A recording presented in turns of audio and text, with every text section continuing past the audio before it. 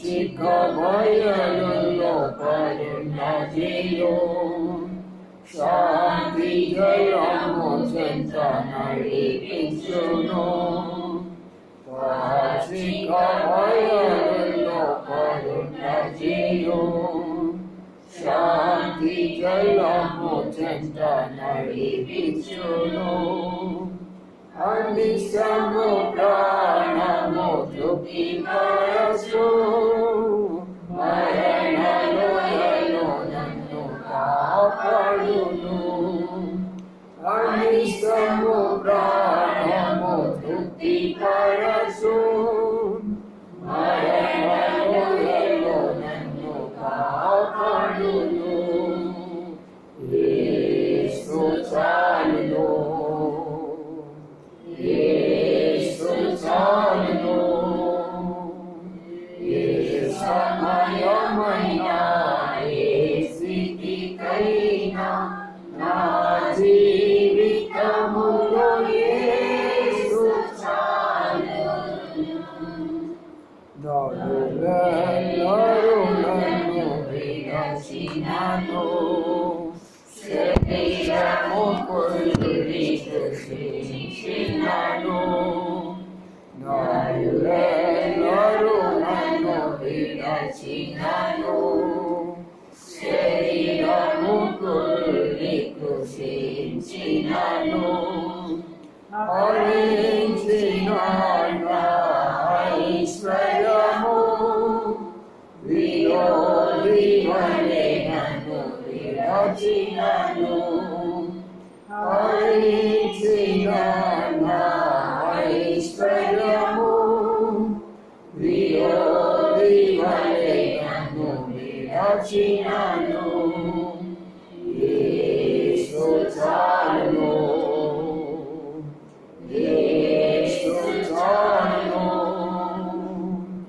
ఏ సమయమైనా ఏ స్థితికైనా నా జీవితములో యేసు చాలును.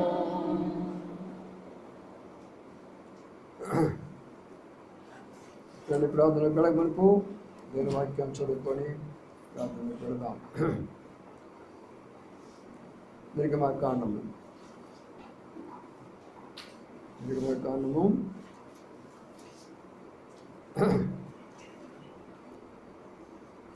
14వ అధ్యాయం. నిర్గమకాండము 14వ అధ్యాయం.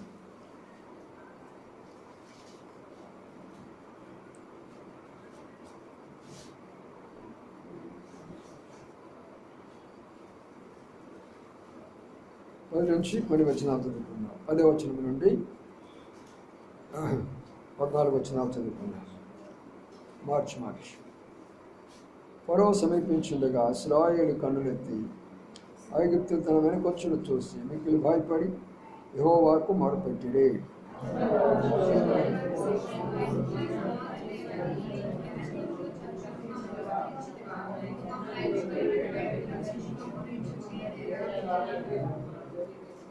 మా జోలికి రావద్దు, ఐగుప్తులకు దాసులమగుదని ఐగుప్తులో నేను నీతో చెప్పిన మాట ఇదే కదా, నేను ఎరణ్యమందు చొచ్చుల కంటే ఐగుప్తులకు దాసులమగటయే మేలు అని చెప్పిరి.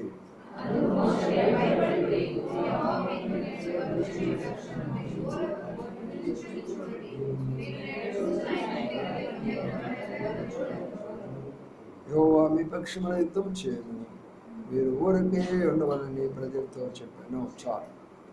చొరవ లేఖన భాగాలను ప్రభు ఆశీర్వదించి దీవించిన గాక. ప్రార్థన చేసుకుందాం. ప్రేమల మాపలో తండ్రి, చదవబడినటువంటి యొక్క భాగాన్ని మా ప్రభావాన్ని విరిచి మీ ప్రజలకు పంచిపెడితే వారు తృప్తిగా ఉంటారు. కాబట్టి మీ చేతిలో పెడుతున్నాము ఈ యొక్క వర్తమానాన్ని. మీరు దాన్ని దీవించి ఆశీర్వదించి మాకు దయచేయమని, దాసుని అభిషేకించి మాటలు చెప్పేదాన్ని కృషిపించమని, ఎవరెవరు వస్తుంటున్నారో వారిని కూడా సకాలంలో నడిపించమని యేసయ్య పరిశుద్ధ నామమున స్తుతించి ప్రార్థించి కనపరిచి వచ్చున్నాము తండ్రి. ఆమేన్. ఇక్కడ మనం గమనించే విషయం ఏంటంటే, ఇశ్రాయేలు ప్రజలకి మరి ఐగుప్తు నుంచి విడుదల వచ్చింది. వచ్చి దేవుడు చెప్పినటువంటి కనాను వైపు వాళ్ళు ప్రయాణం అవుతూ ఉంటున్నారు. అయితే ఎవరైతే వాళ్ళు విడిచిపెట్టినారో ఐగుప్తీయుల యొక్క సైన్యము ఫరో వాళ్ళు, అయ్యో వీళ్ళని విడిచిపెట్టేమే అని చెప్పేసి వాళ్ళు వెంటబడుతూ వాళ్ళు వెంబడిస్తూ వస్తుంటున్నారు. దేవుడు ఎన్నో అద్భుతాలు చేసి ఆశ్చర్యమైన కార్యాలు చేసి ఐగుప్తు దేశం నుంచి పనికి రప్పించినప్పటికీ ఇక్కడ వీళ్ళు ఏం చేస్తున్నారంటే తిరిగి వాళ్ళు వెంటబడుతుంటున్నారు. అప్పుడు వాళ్ళు మొట్టమొదటి వాళ్ళు చేసిన పని ఏంటంటే మొరపెట్టిరి అనే మాట చూస్తుంటున్నాం. మొరపెట్టిరి అనే మాట. కాబట్టి ఫరో సమీపించుండగా ఇశ్రాయేలు కన్నులెత్తి ఐగుప్తు తన మీద కనుపెచ్చను చూసి మిక్కిలి భయపడి యెహోవాకు మొరపెట్టి. కాబట్టి ఇప్పుడు వాళ్ళు ఒక పరిస్థితి ఉంది. ఏమిటి ఆ పరిస్థితి అంటే వారిని వెంబడించే వాళ్ళు ఉన్నారు, వారు వెంటాడుతున్నారు, వారు భయపడుతుంటున్నారు. అయ్యో వీళ్ళు విడిచిపెట్టేమే, ఎలాగో వీళ్ళు విడిచిపెడితే మళ్ళీ ఎట్లయినా సరే మళ్ళీ వాళ్ళని తీసుకొని వచ్చి మళ్ళీ పెట్టేసుకుందాం ఐగుప్తులో అనే ఒక ఉద్దేశంతో మళ్ళీ తిరిగి వెంబడిస్తూ ఉంటున్నారు. మన యొక్క జీవితాల్లో కూడా ప్రభువుని అంగీకరించిన తర్వాత కూడా, లోకముల నుంచి బయటకు వచ్చిన తర్వాత కూడా, ఫరో యొక్క అధికారం శైతాన్ యొక్క అధికారం నుంచి బయటకు వచ్చినా కూడా అనేకమైన పరిస్థితులు మనం వెంబడిస్తూనే వస్తాయి, మనం భయపడుతూనే వస్తాయి, మనం వెంబడిస్తూ వస్తాయి, భయపడుతూ వస్తూ ఉంటాయి. వాడు దేవుని ప్రజలే, అనేకమైనటువంటి అద్భుతాలు చూసినటువంటి వారే, సాక్షాత్తు దేవుడే వారి పక్షంగా అనేకమైనటువంటి కార్యాలు చేశాడు. ఇన్ని చేసినప్పటికి కూడా ఒక భయం అనేటటువంటి జీవితంలో వాళ్ళు కొనసాగుతూ ఉంటున్నారు. ప్రియమైన సోదరి సోదరులారా, మన జీవితాల్లో కూడా అంతే. ప్రభువుని అంగీకరించిన తర్వాత, ప్రభు బిడ్డలుగా చేయబడిన తర్వాత కూడా ఏదో ఒక భయం అనేది మనం వెంటాడుతూ వస్తాయి. అది వ్యక్తిగతమైన భయం కావచ్చు, కుటుంబ సంబంధమైన భయం కావచ్చు, సంఘపరమైనటువంటి భయం కావచ్చు, ఉద్యోగపరమైనటువంటి భయం కావచ్చు, ఆరోగ్యపరమైనటువంటి భయం కావచ్చు, ఇక ఆర్థిక పరిస్థితులు అనేటటువంటి భయం కావచ్చు. ఏదో ఒక భయం అనేది మనం వెంటాడుతాం. అప్పుడు మనం ఏం చేయాలి? అప్పుడు మనం ఏం చేయాలంటే వారు యెహోవాకు మొరపెట్టిరి అంటున్నారు. కాబట్టి మనకు వచ్చినటువంటి భయంలో, ఆందోళనలో, చింతల్లో మనం చేయవలసిన మొదటి పాయింట్ ఏంటంటే మనం యెహోవాకు మొరపెట్టాలా. ఆ పరిస్థితికి మనకు నిజమే మన భయాందోళన కలిగిస్తున్నాయి. ఫరో అంటే సామాన్యుడు కాదు, ఆ యొక్క ఐగుప్తు దేశానికే రాజు. ఆయన దగ్గర ఉన్న సైన్యం సామాన్యులు కాదు. 450 సంవత్సరాలు వాళ్ళని దాసత్వంలో దింపేసేసారు వాళ్ళు భయంకరంగా. అటువంటి వాళ్ళు మళ్ళీ విడిచిపెడితే ఊరుకుంటారా? ఊరుకోరు. వాడు వెంబడిస్తూనే ఉంటారు. వాళ్ళు మనం పట్టుకోవాలని వెంబడిస్తూనే ఉంటాడు శైతానుడు. అనేక రకాలుగా తీసుకువెళ్ళాలని వెంబడిస్తూనే వస్తాడు. అయితే మనము చేయవలసిన పని ఏంటంటే, ప్రభువా అదిగో ఫలానా వ్యక్తి నన్ను వెంబడిస్తున్నాడు, ఫలానా పరిస్థితి నన్ను వెంబడిస్తున్నది, ఫలానా విషయాన్ని బట్టి నాకు భయం ఉన్నది ప్రభు అని మొట్టమొదటిగా మనము ప్రభువుకి మొరపెట్టాలి. ఇది మనం నేర్చుకోవాలి. ఎప్పుడైతే ఈ అనుభవంలోకి మనకు వస్తామో అప్పుడు మనకు విడుదల ప్రారంభం అవుతుంది. భయాన్ని చూసి నాకు భయం అవుతుంది, నాకు భయం అవుతుంది, నేను చేయలేకపోతున్నాను, నేను చేయబడుతున్నా, కలవరం ఉంది, నాకు ఆందోళన ఉందంటే లాభం లేదు. వాటి వలన ప్రభువుకు మొరపెట్టాలా. ప్రభువు మొరపెట్టినప్పుడు చూడండి, 2 విషయాలు అక్కడ మనం గమనించినట్లయితే అక్కడ ఒక మాట కనబడుతున్నాడు. 11 అంటున్నాడు, అంతట వారు మోషేతో ఐగుప్తులో సమాధులు లేవని ఈ అరణ్యంలో చచ్చుటకు మమ్మల్ని రప్పించిదివా. ఇప్పుడు చూడేమని చేస్తున్నారు, ఒకవైపునేమో యెహోవాకు మొరపెడుతున్నారు, రెండో వైపునేమో సనగడం ప్రారంభించాడు, వణగడం ప్రారంభించాడు, మోషేతో వాదించడం ప్రారంభించారు. మోషే దగ్గరికి వెళ్ళారు, ఏమో ఐగుప్తులో సమాధులు లేవని మమ్మల్ని అరణ్యాల్లో చంపడానికి తీసుకొని వచ్చావా మోషే నీవు? మరి అలాంటప్పుడు ప్రార్థన చేయడం ఏంటి? విశ్వాసం లేని ప్రార్థన. అది మనం చాలా పాఠాలు నేర్చుకోవాలి దీని యొక్క వాక్యంలో. ఏదైతే ప్రార్థన చేస్తామో దాన్ని మనం ఏం చేయాలంటే నమ్మాలి. అంటే ప్రభు ఈ కార్యం చేస్తాడు, ఎట్టి పరిస్థితిలో కూడా ఈ కార్యం జరుగుతున్నది అని విశ్వాసం మనలోకి రావాలి. ఆ విశ్వాసంలోకి మనం లేకుండా మొరగానే ఉంది, కానీ మళ్ళీ వెళ్ళి వాళ్ళతో తగదాడటము, ఆయనతో వెళ్ళి కొనగడము, సనగడము, ఎందుకు మమ్మల్ని ఇక్కడ తీసుకొచ్చావంటే దేవుడు ఎలా కార్యం చేస్తాడు అలాగా. ఇప్పుడు వాళ్ళని ఒకవేళ ఐగుప్తులు పట్టుకొని ఒకవేళ వాళ్ళని హింసించినా లేక బాధించినా మోషేని కూడా పట్టుకుంటాడుగా, పట్టుకోరా? మోషే కూడా ఉన్నాడు వాళ్ళతో పాటు, అహరోను కూడా ఉన్నాడు వాళ్ళతో పాటు. మరి వాళ్ళందరూ పట్టుకోవాలా? చూడండి ఎంత స్వార్థం ఉన్నదో వాళ్ళతో.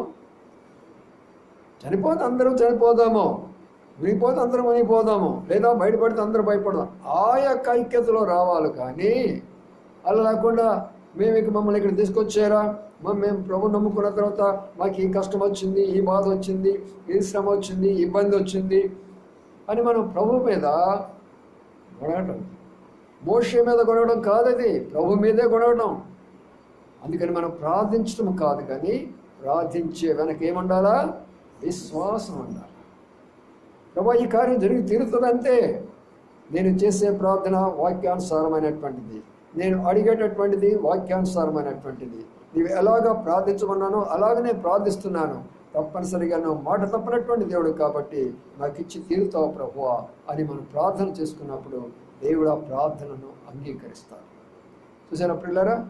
అక్కడ మనం గమనిస్తే ఇప్పుడు ఏమంటున్నారంటే, మా జోలికి రావద్దు, ఐగుప్తులకు దాసులమగుదని ఐగుప్తుల మీతో చెప్పిన మాట ఇదే కదా, మీ అరణ్యములో చచ్చుట కంటే ఐగుప్తులకు దాసులవుట మేలని చెప్పు. అందుకు మోషే, భయపడకుడి, యెహోవా మీకు నేడు కలుగొచ్చే రక్షణను మీరు ఊరక నిల్చుండి చూడుడి. మీరు నేడు చూసిన ఐగుప్తులకి మీదట మరి అన్నాడును. ఇప్పుడు ఎవరిలో ఉందండి విశ్వాసము? అదే గుర్తించుకోవాలి. మనం అందరం ప్రార్థన చేసేవాళ్ళే. ప్రార్థన చేసే వాళ్ళల్లో విశ్వాసంగా ప్రార్థన చేసేవాళ్ళు కొద్దిమంది ఉంటారు, జనరల్గా ప్రార్థన చేసేవాళ్ళు ఎంతోమంది ఉంటారు.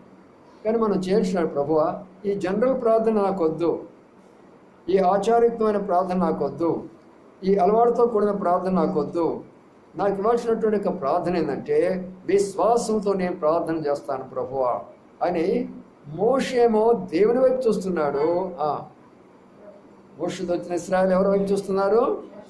సైన్య వైపు చూస్తున్నారు. ఎప్పుడైతే నీవు ప్రభు వైపు చూస్తూ వస్తావో నీకు ధైర్యం అనేది వస్తూ ఉంటుంది. యెహోవా కొరకు ఎదురు చూసేవారు నూతన బలం పొందుతారు, శక్తి ఇస్తారు. ఆయన యొక్క శక్తి మనకి ఎంత గొప్పది, ఎంత ఆశ్చర్యకరమైన శక్తి ఆయన మనకిస్తాడు. ఆయన వైపు మనం చూడాలా, ఆయన వైపు మనం చూసేటప్పుడు ఆ శక్తి మనకిస్తాడు. అది మన అనుభవంలో కూడా ఉండాలి. అందుకని వీళ్ళు ఎవరి వైపు చూస్తున్నారంటే మరి సైన్యం వైపు చూస్తున్నారు, కానీ తమ వైపు చూసుకుంటున్నారు, సైన్యం వైపు చూసుకుంటున్నారు, భయపడిపోతుంటున్నారు. ప్రియమైన సోదరి సోదరులారా, అలాగే మనం ఉండకూడదు. నిన్న స్థలం కొరకై నేను ఆంటీ కలిసి వెళ్ళాము. ఒక ఆటో తీసుకొని వెళ్ళి ఒక గంటన్నర తిరిగేసి వచ్చేసాము. బాగా అలసిపోయినామలే, రెస్ట్ ఉన్నారా అనుకుంటే సాయంకాలం మన సోదరి బేబీ వాళ్ళు ఫోన్ చేశారు, అంకుల్ మీరు ఇక్కడికి రావాలా, కొత్త ఫ్యామిలీ ఒకరు ఉన్నారు, దర్శించాలని అపాయింట్మెంట్. 5 గంటలకు మరి బయలుదేరాము. ఇక్కడ ఆ పరిచయం అంతా అయినప్పుడు రాత్రి 9:30 అయింది. కూర్చున్నవాడిని కూర్చున్నట్టే ఉన్నా. 5 గంటల నుంచి ఎక్కడి నుంచి వచ్చింది ఆ శక్తి? కాసేపు కూర్చోమంటే నాకు అది తప్పంటారు, 4 సార్లు వేసి బయటికి వెళ్ళి తిరిగి వస్తామంటారే, ఎక్కడి నుంచి వచ్చిందంటే ఆ శక్తి నాకే ఆశ్చర్యపోయింది. ఇంటికి వచ్చినాడు చెప్పాను, గంట సేపు కూర్చోలేను. ఆమె కూడా అన్నారు, నేను కూర్చోలేను, మీరైతే వెళ్ళి వస్తారా అని అన్నాను. కాదు ఇద్దరం పోదాం, పోవాల్సిందే అని తీసుకొని వస్తే అంత శక్తిని దేవుడు ఇచ్చేసాడు.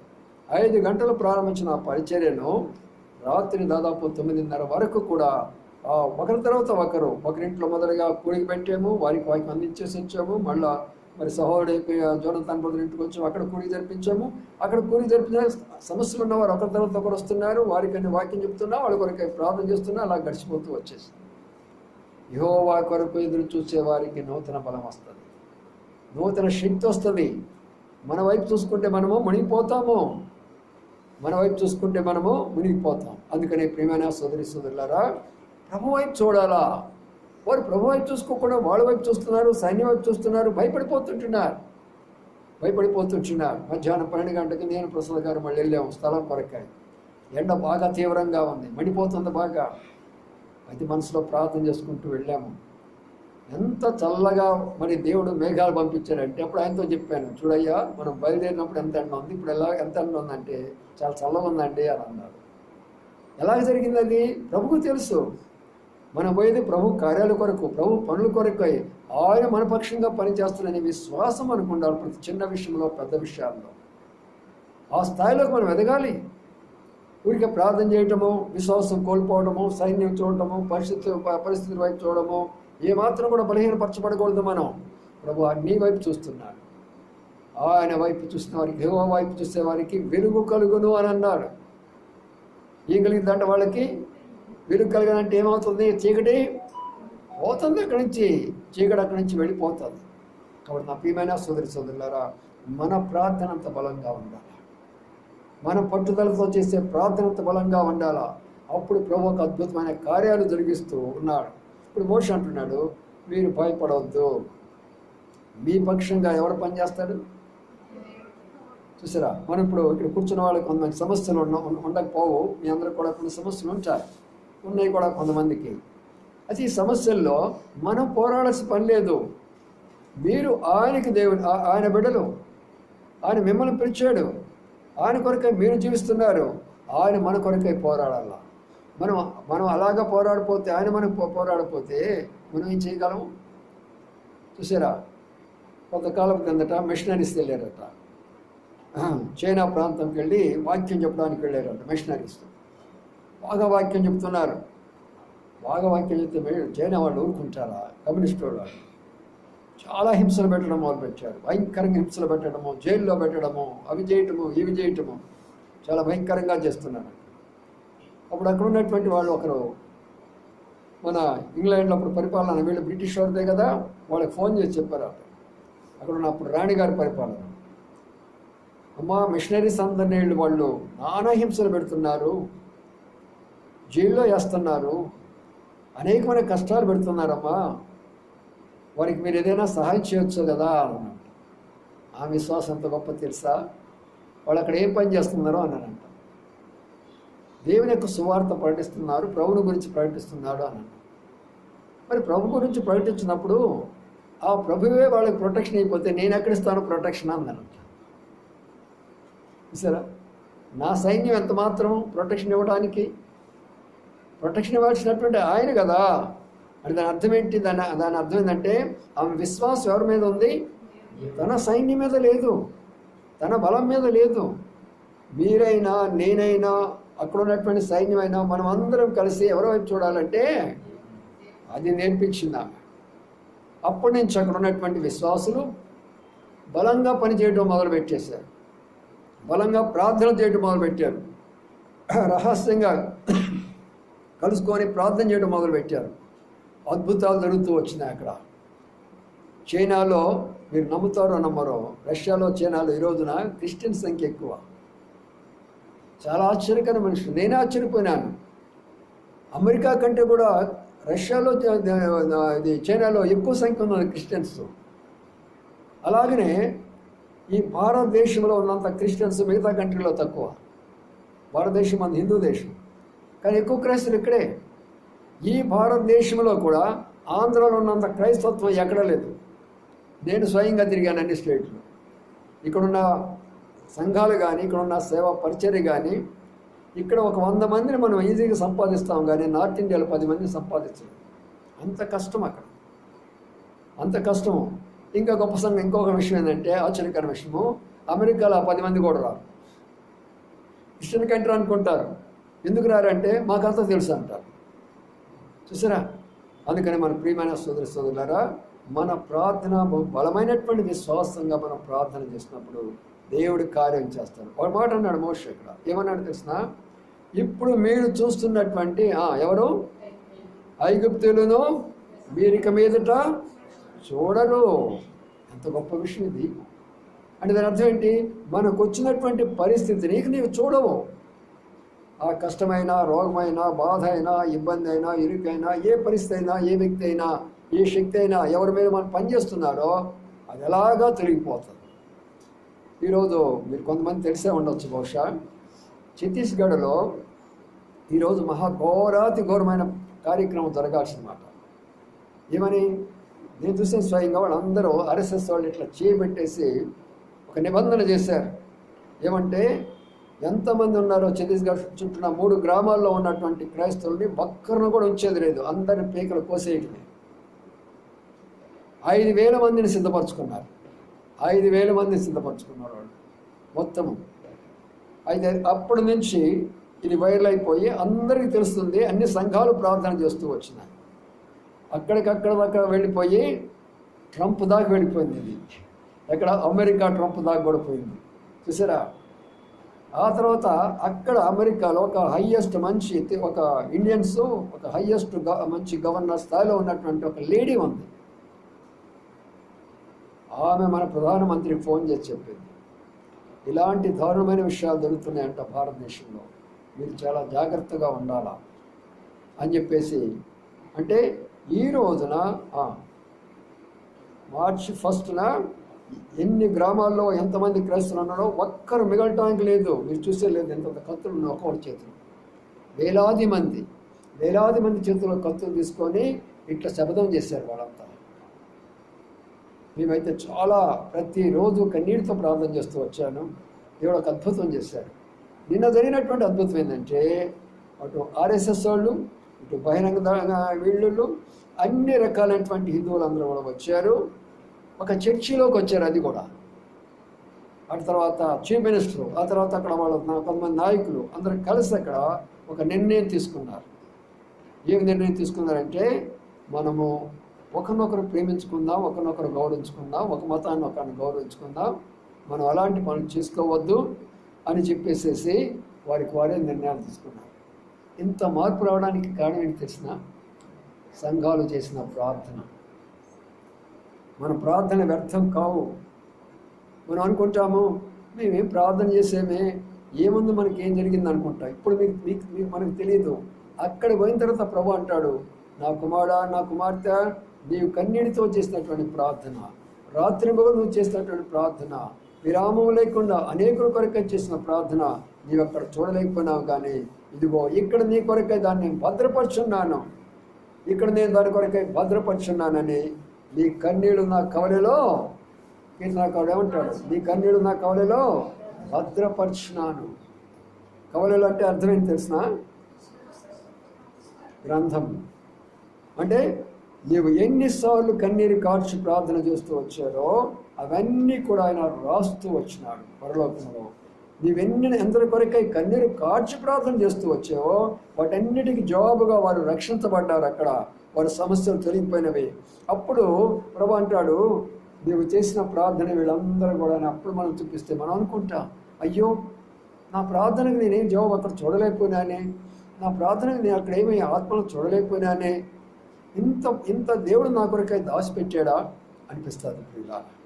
అందుకని మన ప్రార్థన ఎలాగా ఉండాలంటే విశ్వాస సంబంధమైనటువంటి ప్రార్థన. సైన్యాన్ని చూస్తే మునిగిపోతాము, పరిస్థితులను చూస్తే మునిగిపోతాము, మనుషుల వైపు చూస్తే మునిగిపోతాము, అధికారుల వైపు చూస్తే మునిగిపోతాము, కానీ ప్రభు వైపు చూస్తే మాత్రమో మునిగిపోతాము. అందుకని ఇక మీదట ఇప్పుడు చూస్తున్నటువంటి పరిస్థితులు చూడవు, వేరే పరిస్థితులను చూడబోతుంటున్నావు. ఆ జనాంగం మీకు కనబడరు. చూడండి పిల్లరా, ఎంత గొప్ప విషయమో. రండి ఇంకొక విషయం కూడా చూద్దాం. ప్రార్థనలకు వెళ్ళమనుకో, ప్రార్థనకు వెళ్ళముందు మరి ఒక విషయాన్ని కూడా జ్ఞాపకం చేసుకుందాం. ఇప్పుడు 15 వచ్చిన చూడండి. 15 అంతలో యెహోవా మోషేతో, నీవేళ నాకు మొరపెడుచున్నావు, సాగిపోవడని ఇశ్రాయేలుతో చెప్పుము అని అన్నాడు. సరే, అది ఒక విషయాన్ని గురించి మనం వివరంగా చూస్తూ వచ్చాం. వాళ్ళ భయం ఒకటి ఉంటే, ఇప్పుడు ముందుకు పోవాలంటే పరిస్థితి ఎలాగుందంటే సముద్రం అడ్డం వచ్చేసింది. సముద్రం అడ్డం వచ్చేసింది. ఒకటేమో భయంకరమైనటువంటి వాళ్ళు వెంటబడుతున్నారు. ఆ భయంతో గడగడగడలాడిపోతూ సరే పోనీ ముందు నేను సాగిపోదామని అనుకుంటుంటే ఇక్కడ ముందేమొచ్చింది? సముద్రం అడ్డం వచ్చింది. అంటే సామాన్య సంగతి కాదు. అంటే మనం ఏమనుకుంటామంటే ఒక సమస్య అయిపోయిందిలే అనుకుంటాం. పెద్ద సమస్య రెడీ ఉంటుంది మనకి. విశ్వాసులైన వారు అందరూ ఆలోచన చేయండి అమ్మా. విధమైనటువంటి దేవుని బిడ్డలకు ఒక సమస్య దాటిన తర్వాత రెండవ సమస్య ఉంటుంది. రెండవ సమస్య దాని తర్వాత మూడవ సమస్య ఉంటుంది. ఈ సమస్యలన్నిటిలో కూడా మనలను కాదు, ప్రభు మనకు తోడుగా ఉంటాడు. అక్కడ ఆ సమస్య తీసుకొని వచ్చేవాడు సైతానుడు, ఆ సమస్య నుంచి బయటికి తీసుకొచ్చేవాడు ప్రభు. అందుకని ఆయన చెప్పిన మాట అంటే, నిన్ను ఎన్నడను విడువనైన దానికి ఒక అర్థం ఉంది. రెండోది ఏమన్నాడు? ఎడబాయను. విడవడం అంటే నిజమే, కొన్ని దినాలు విడిచేదానికి అవకాశం ఉంటుంది. ఎడబాయడం అంటే ఏంటి? దూరంగా అయిపోవటం. నేను ఎక్కడ కూడా నిన్ను ఎడబాయను, నిన్ను ఎక్కడ కూడా విడిచిపెట్టే ప్రసక్తి లేనే లేదు. నువ్వు ఏ అనుభవంలో కూడా వెళుతామంటావో నేను కూడా నీతో అలాగనే వస్తాను. అందుకని ఇప్పుడు అక్కడ ప్రార్థన అయిపోయిన తర్వాత ఇప్పుడు మోషే ప్రార్థనకు వస్తున్నాం. ఇక్కడికి అక్కడున్న ప్రార్థన తేడా చూడండి. ఇదే వాక్యం అనేసార్లు వింటాం, కానీ లోతైన సత్యాలు మనం నేర్చుకుందాం. అక్కడ ప్రార్థన వాళ్ళు చేశారు, కానీ అది విశ్వాస సంబంధమైన ప్రార్థన, అది విశ్వాస సంబంధమైన ప్రార్థన కాదు. ఎందుకు? ప్రార్థన చేశారు, మోషే మీద తగాదుకు వచ్చారు, మోషేతో వాదించారు, సనగడం మొదలుపెట్టారు. కానీ మోషే ఏం చేస్తున్నాడు? సనగల గుణగల మొరపెట్టడం, ప్రభు వైపు చూసి మొరపెడుతున్నాడు. అప్పుడు ప్రభు అంటున్నాడు, మోషే ఎందుకు నువ్వు మొరపెడుతున్నావు? నువ్వు చెప్పాల్సిందేంటి? ఇశ్రాయేలు తోటి సాగిపోండి, ముందుకు వెళ్ళాలా. ఇది ఎక్కడ సంగతి? ఆడ సముద్రం అక్కడ ఉంటే సాగిపోమంటే ఎట్లా? ఆ కుక్క అరుస్తుంది అనుకో, 2 కుక్కలు అక్కడ దారిలో మనకు, మనం ఏం చేస్తాం? ఆగిపోతాం కదా. సాగిపో అంటే కుక్కలు అరుస్తున్నాయ్యా అంటారు. ఎప్పుడైతే విశ్వాసం వెళ్ళిపోతాయో కుక్క దాని మార్గంలో తాను వెళ్ళిపోతా వస్తుంది. చూసారా ప్రియులారా? ఎంత ఆశ్చర్యకరమైనటువంటి విషయమో, ఎంత అద్భుతకరమైనటువంటి విషయమో చూడండి. ఒక దైవజనుడు అరణ్యంలో ప్రార్థన చేస్తున్నాడు. ఎవరో కాదు, సౌద సుందర్సింగ్ గారు. అరణ్యంలో ఒంటరిగా ప్రార్థన చేస్తుంటున్నాడు. కళ్ళు మూసుకొని భారంగా ప్రార్థన చేస్తున్నాడు. అది అరణ్య ప్రాంతం. 2 సింహాలు వచ్చింది. అటు నుంచి ఒక సింహం, ఇటు ఒక 2 సింహాలు వచ్చింది. ఆయన ప్రార్థన చేసుకుంటుంటే మధ్యలో ఎందుకు కళ్ళు తెరిచాడో చూస్తే 2 వైపులు 2 సింహాలు ఉన్నాయి. ఎట్లా ఉంటుంది చెప్పండి? ఆయన ఎవరికైనా ఎట్లా ఉంటుంది చెప్పండి? ప్రాణం పోయినట్టే కదా. గట్టి కళ్ళు మూసుకున్నాడు. ప్రభువా నైనా 2 సింహాల మధ్యలో పెట్టేవయ్యా. మీరు నమ్మండి, జరిగిన సంఘటన ఇది. సాధు సుందర్సింగ్ గారు 2 వాడు కలిసి మోకాళ్ళ మీద ఉండే రెండు సింహాలు ఏం చేసినాయి? మోకాళ్ళ మీద అక్కడ మోకరించింది. చూసారు ఎంత గొప్ప విషయం అంటే ఇది. ఇప్పుడు అందుకని సాధు సుందర్సింగ్ గారు ప్రపంచం అంత ప్రఖ్యాతి కాంచడానికి కారణం ఏంటంటే ఆయన ప్రార్థన చాలా గొప్పది.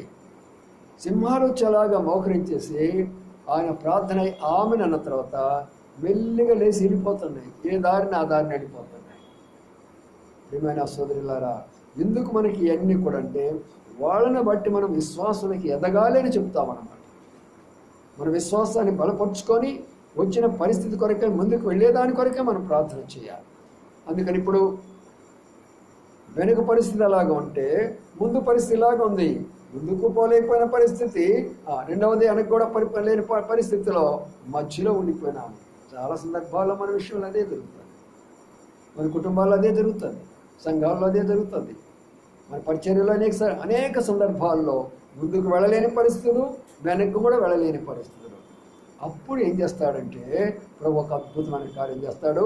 ఆ విషయం చదువుకొని ప్రార్థన చేసుకున్నాం. 16వ వచనము అందరు కలిసి చదువుకున్నాం. 16 చాలా ప్రాముఖ్యమైనది, అందరూ చదువుకున్నాం. నీవు నీ కర్రను ఎత్తి ఆ సముద్రం వైపు నీ చెయ్యి చాపి దాని పాయలుగా చేయము. అప్పుడు ఇశ్రాయేలు సముద్రం మధ్యన ఆరిన నేల మీద నడిచిపోవద్దురు. ఇది ప్రభు చెప్తున్న మాట. ఇందులో చాలా లోతైనటువంటి సత్యం ఉన్నది. మనకి ఏమనుకుంటాం అంటే ఏముందిరా, కర్ర తీసుకొని పోవడమే కదా అని చెప్పాలనుకుంటాం. కాదు, అక్కడ చూడండి ఏమంటున్నాడు కదా, సాగిపోడని ఇశ్రాయేలుతో చెప్పుము. అంటే ఇశ్రాయేలుకి ఏం చెప్పాలా? సాగిపోండి, ముందుకు వెళ్తా ఉండండి. అయితే ఇప్పుడు నేను చేయాల్సిన పని ఏంటి? మోషే చేయాల్సిన పని ఏంటి? నీవు ఏం తీసుకోవాలమ్మా? కర్రనెత్తి. రెండోది ఏం చేయాలా? సముద్రం వైపు ఏం చాపాలా? చేయి చాపి. ఇప్పుడు ఏం చేయాలి? సముద్రాన్ని, అది మనం చేయవలసినటువంటి సముద్రం అనే ఈ లోకంలో మనకు మార్గాలు వెళ్ళాలి, మనకు మార్గాలు తెరవాలి. మనకు మన బిడ్డల కొరకై, వాళ్ళ భవిష్యత్తు కొరకై, వారి ఉద్యోగాల కొరకై, లేక వారి యొక్క ఆరోగ్యపరమైన విషయాల కొరకై, అనేకమైన వాటి కొరకై మార్గము తెరవాలి అన్నప్పుడు 2 పనులు జరగాల పిల్లల. మొదటగా కర్రనెత్తుకోవడం నేర్చుకోవాలి. కర్రనగా దేవుని యొక్క వాక్యము. కర్రనగా దేవుని యొక్క వాక్యము. దేవుని వాక్యాన్ని ఎప్పుడైతే మనం చేత పట్టుకుంటామో అప్పుడే కార్యము ప్రారంభమవుతుంది. అప్పుడే కార్యం ప్రారంభమవుతుంది. అనగా ప్రభువా, నా సమస్యకు మరి నాకు జవాబుకి ఏం కావాలంటే వాక్యం దగ్గరికి వెళ్తానయ్యా. నీ వాక్యం చదువుకుంటాను ప్రభువా, నీ వాక్యం వింటాను ప్రభువా, నీ గ్రంథంలో ఉన్న మాటలు నాతో మాట్లాడు ప్రభువా అని నీ వింటే అప్పుడు ప్రభు వాక్యం ద్వారా నీతో మొట్టమొదటిగా మాట్లాడతాను. ఇది మొదటి విషయం. రెండవది ఏం చేయడు? సముద్రం వైపున ఏం చేయమన్నాడు? సరే కర్రెత్తు కొట్టే ఊరుకోమని చెప్పలా. ఏమన్నాడు? చెయ్యి చాపడం అంటే ప్రార్థనా జీవితం. తిమోతి రాసిన పత్రిక ఏమంటాడు? ప్రతి పురుషుడు చేతులెత్తి, పవిత్రమైన చేతులెత్తి. ఏ చేతులు ఎత్తమని చెప్పాడు? ఈరోజు అన్ని సంఘాలు చేతులు ఎత్తగానే ఉంటాయిగా, అన్ని అపవిత్రమైన చేతులే. అంటే దాని అర్థం ఏంటంటే చేతులు ఎత్తమని కాదు, దాని అర్థము ప్రార్థన ఆత్మీయనట్టు అర్థం తీసుకోవాలా. మనం చేయి చాపడం అంటే అయ్యా నా చేయి చాపుతున్నాను, నాకు సహాయం చేయను ఆయన. కాబట్టి ఒకటేమో దేవుని యొక్క వాక్యము, రెండవదిగా మన ప్రార్థన. మనం చేయి చాపాలి, వాక్యం ఉపయోగిస్తూ రావాలి, ప్రార్థన చేస్తూ రావాలి. అప్పుడు సముద్రం 2గా పాయలైపోతున్నది, మార్గం ఏర్పడిపోతున్నది. నీ సమస్యకు పరిష్కారం దొరికిపోయింది. నీకున్న ఆటంకాలైన పరిస్థితులను తొలగిపోయినవి. నీకు అడ్డుకొచ్చినటువంటి వ్యక్తులంతా దూరం అయిపోతున్నారు. నీకు శత్రువు ఉన్న వారంతా కూడా దూరం అయిపోతున్నారు. మంచి శ్రేష్టమైనటువంటి ఒక మార్గం అనేది దేవుడు ఏర్పాటు చేయబడ్డాడు. ప్రియమైన సోదరులారా, ప్రార్థనలో అంత గొప్ప బలమైనటువంటి శక్తి. ఈ లోకం అనే సముద్రంలో మనం ప్రయాణం చేస్తున్నాం. శత్రు మనం వెంటాడుతూ ఉంది, అడుగడుగున సమస్యలు తీసుకొని వచ్చి పెడుతుంది. కుటుంబంలో, వ్యక్తిగతంగా, సంఘముగా అనేకమైన సమస్యలు తీసుకొని వస్తుంది. అయితే ఇశ్రాయేలు వలె సణుకుందామా, లేక మనం ఇశ్రాయేలు వలె మరి వాదోపాదాలకు వెళ్ళిపోతామా, లేక ప్రార్థన చేస్తామా? ప్రార్థన చేసినప్పుడే దేవుడు కార్యం చేసేస్తాడు. అంతేకాదు ఆఖరిగా మాట చదువుకుందాం చూడండి. ఆయన చేసినటువంటి మాటను చూస్తే 25వ వచనం చూడండి. 25 అందరికీ చదువుకుందాం. వారి రథ చక్రములు ఊడిపోయినట్టు చేయగా వారు కష్టపడితో వచ్చింది. అప్పుడు ఐగుప్తులు ఇశ్రాయేలు ఎదురు నుండి పారిపోదమరండి, యెహోవా వారి పక్షం మనం యుద్ధం చేస్తున్నాడని చెప్పుకొనిరి. చూసారా, చాలా మంది మధ్యలోకి వచ్చేసారు. మధ్యలోకి వచ్చిన తర్వాత జరిగే సంగతి ఏంటి తెలిసిన? వీళ్ళందరూ ఇశ్రాయేలు ఒడ్డుకు పోయినారు, ఐగుప్తులందరూ సముద్రంలోకి వచ్చారు. మళ్ళా తిరిగి కర్రను సముద్రం వైపు త్రిప్పాడు. ఏమైపోయినాయి? నీళ్ళన్నీ మునిగిపోయినారు, శుభ్రంగా మునిగిపోయినారు. అని అన్నాడు కదా, మీరు చూసినటువంటి ఇశ్రాయేలుకి మళ్ళా కనబడదని చెప్పాడు కదా ఐగుప్తులు. కాబట్టి ఐగుప్తులు ఏమైపోయినారు? అందులో మునిగిపోయినారు. ఇక మిగతా వాళ్ళు ఉన్నారే రథచక్రాల మీద ఉన్న వాళ్ళే, అరే బాబు ఇక చాలు, ఇక మనం ముందుకు వెళ్ళలేము నాయన, వెళ్ళామంటే మాత్రం అక్కడ మనం ఏం చూస్తున్నామో తెలుసా? ఇశ్రాయేలు కాదు మనకు కనబడుతుంది. ఎవరు కనబడుతున్నారు వాళ్ళకి? ఇప్పుడు చదువుకున్నాం కదా. ఇప్పుడు ఎవరు కనబడుతున్నారు? యెహోవా వారి పక్షముగా. అది చూడాలి అన్య జనాంగాలు మన మీదకి ఎవరైతే వస్తున్నారో, లేక మన కుటుంబాల మీదకి, మన సంఘం మీదకి, లేక పరిచర్య మీదకి ఏ అన్య జనాంగాలు అయితే మన మీదకి వస్తున్నారో వారు చెప్పవలసిన సాక్షి ఏంటంటే వారిని కాదు మనం చూస్తున్నది, వారి పక్షముగా దేవుడు కార్యం చేస్తున్నాడు. వారి కుటుంబ పక్షంగా దేవుడు కార్యం చేస్తున్నాడు. వారి బిడ్డల పక్షంగా దేవుడు కార్యం చేస్తున్నాడు. వారి సంఘ పక్షంగా దేవుడు కార్యం చేస్తున్నాడు. అందుకనే మనము ఇక నిలబడలేమో, బయలుదేరడానికి. ఎంత అద్భుతమైన విషయము! ప్రార్థనే అనుకున్నాం కానీ ప్రార్థన ఎంత గొప్ప కార్యం చేసింది. ప్రార్థన ద్వారా సముద్రము 2గా పాయలైపోయింది. ప్రార్థన ద్వారా మార్గం వచ్చేసింది. ప్రార్థన ద్వారా శత్రువులందరూ కూడా ప్రార్థనలో మునిగిపోయినారు. ప్రార్థన ద్వారా ఉన్నవారందరూ కూడా వెనక్కి వెళ్ళిపోయినారు. దేవుని బిడ్డలు క్షేమముగా ఉన్నారు. ఇంత గొప్ప రహస్యము ప్రార్థనలో ఉన్నది. అందుకనే మీరు సాగిపోవుడి అనే మాటలో ఉన్న అర్థం అది. ఇప్పుడు ప్రియులారా, ఆ మాటలు తీసుకొని కొంతమంది ప్రార్థనలో గడుపుకుందాము. విన్న రీతిగా ఇశ్రాయేలు వలె మీకు సమస్యలు ఉండకపోవు. ప్రతి కుటుంబంలో సమస్యలు ఉంటాయి, సంఘంలో సమస్యలు ఉంటాయి. వాళ్ళు ప్రార్థనగానే ఉంది, సణుగులుగానే ఉంది. అవునా కదా? అలాంటి ప్రార్థనలు ఆలకించు. మోషే ప్రార్థన చేశాడు, సణుగుడు లేదు. యెహోవా వైపు చూస్తున్నాడు. వాళ్ళు ఎవరి వైపు చూస్తున్నారు? మరో వైపు చూస్తున్నారు, సైన్యం వైపు చూస్తున్నారు, తమ వైపు చూసుకుంటున్నారు. అందుకనే భయం, అందుకనే ఆందోళన, అందుకనే కలవరం. వీటన్నిటి నుంచి బయటికి రావాలంటే మనం కూడా ఆయన వైపు చూసేసి ప్రార్థనలోకి వెళ్ళిపోదాం. రండి, కొంత సమయం ప్రార్థనలో గడుపుకుందాం. విన్నటువంటి వాక్య ప్రకారంగా కూడా మనం పరీక్షించుకుంటూ ఉందాము. ప్రభు సన్నిధిలో ప్రార్థన చేయకమునుపు ప్రభు ఆయన ఒక మాట అన్నాడు, మీ దోషములు మీకును నాకును అడ్డం వస్తున్నాయి కనుక ఆయన ఆలకింపకున్నాడు అని యెషయా గ్రంథంలో ఉన్నది. వాడు మన దోషాలుండి మనం ప్రార్థన చేస్తే ఆయన ఆలకించుకుంటున్నారా? అందుకని మన దోషాలు ఒప్పుకున్నా, ప్రభు ఫలానా విషయంలో నేను నమ్మకస్తున్నాను కాదు, ఫలానా విషయంలో నేను నమ్మకస్తున్నాను కాదు, అయ్యా ఈ దోషాన్ని క్షమించు, ఈ రక్తంలో కడుగు శుద్ధి చేయి, ఈ రోజున నా ప్రార్థన సన్నిధి చేర్చుకోమంటే ఆ ప్రార్థన జవాబు వెంటనే మనం చూస్తాము. అందుకనే ఆ యొక్క అనుభవంలో మనం పరీక్షించుకొని 1 నిమిషం 2 నిమిషాలు మన దోషాలు ఒప్పుకొని సైలెంట్గా మనం సిద్ధపరచుకుందాం. రేపు ప్రభు వల్ల కొరకు సిద్ధపడ దినం ఇది. మనము వాళ్ళలో పాలు పొందాలంటే మనం పరిశుద్ధంగా ఉండాలి. వారమంతా అనేకమైన స్థలాలకు వెళ్ళి ఉంటాం, అనేకమైన పనులు చేస్తుంటాం. మనం పరిశుద్ధపరచుకొని ప్రభువులలోకి వెళ్ళాలి. అందుకొరకే మనం సిద్ధపడాలి. కాబట్టి ప్రార్థన చేసుకొని మనం పరీక్షించుకొని ఇప్పుడు